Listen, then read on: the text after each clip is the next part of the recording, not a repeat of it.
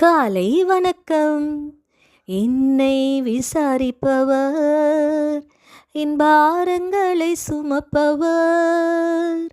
என்னை விசாரிப்பவர், என் பாரங்களை சுமப்பவர். என்னை கைவிடாதவர், என் இயேசு என்னோடு உண்டு. என்னை கைவிடாதவர், என் இயேசு என்னோடு உண்டு.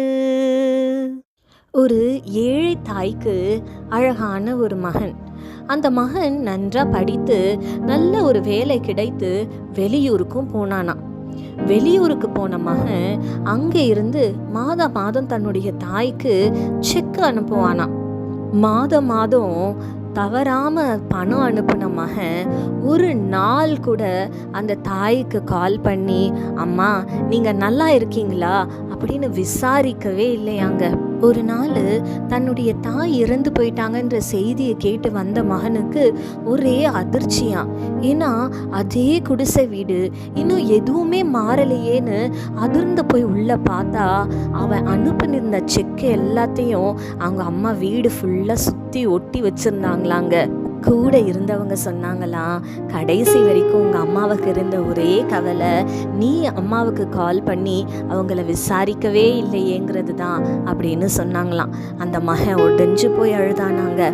இந்த காலை வேளையில் சில பிள்ளைகளுக்கு பேரண்ட்ஸ் விசாரிக்கலையேன்னு கவலை, சில பேரண்ட்ஸுக்கு பிள்ளைகள் விசாரிக்கலையேன்ற கவலை, ஒரு சிலருக்கு விசாரிக்க யாருமே இல்லையேன்ற கவலைங்க. நீங்கள் அப்படிப்பட்ட சூழ்நிலையில் இருக்கீங்களா? உங்களை விசாரிக்க ஒருத்தர் இருக்காருங்க. 1 பேதுரு 5ஆம் அதிகாரம் 7ஆம் வசனத்துல வாசிக்கிறோம், அவர் உங்களை விசாரிக்கிறவரானபடியால் உங்கள் கவலைகளை எல்லாம் அவர் மேல் வைத்து விடுங்கள்னு. யார் உங்களை விசாரிக்காட்டாலும் உங்களை விசாரிக்க ஏசப்பா இருக்காருங்க. இந்த காலை வேளையில இதோ உங்க பக்கத்துல தான் உட்காந்து, மகனே மகளே உனக்கு என்ன வேணும், நீ எப்படி இருக்கன்னு உங்களை விசாரிக்கும்படியாகவே, உங்களை சந்திக்கும்படியாகவே உங்க பக்கத்தில் அவர் உட்கார்ந்துருக்கிறாருங்க. கண்களை மூடி அவரை நோக்கி பார்க்கலாமா? எங்கள் பரிசுத்த பரலோக பிதாவே, உம்மை துதிக்கிறோம் அப்பா, ஸ்தோத்தரிக்கிறோம். இதோ இந்த காலை வேளையில தகப்பனே அப்பா, நீர் உம்முடைய பிள்ளைகளை விசாரிக்கும்படியாக ஆண்டவரே அப்பா ஒவ்வொருத்தர் பக்கத்துலேயும் உட்கார்ந்து ஆண்டவரே அவர்களோடு கூட பேசி கொண்டிருக்கிற தயவிற்காக உமக்கு நன்றி செலுத்துகிறோம் அப்பா. நீர் விசாரிக்கும்படியாக ஒவ்வொருத்தருடைய பக்கத்திலும் நீங்க இருக்கிறதுக்காக உமக்கு நாங்க நன்றி செலுத்துறோம் அப்பா. யார் எங்களை மறந்து போனாலும், யார் எங்களை விசாரிக்காம போனாலும் ஏசப்பா, எங்களை விசாரிக்க ஆண்டவரை மறவாமல் மாறாமல் எங்களை நேசிக்க நீங்க எங்களுக்கு இருக்கிறீங்க ஏசப்பா. உம்மை நன்றியோடு நன்றியோடு நன்றியோடு கூட துதிக்கிறோம்.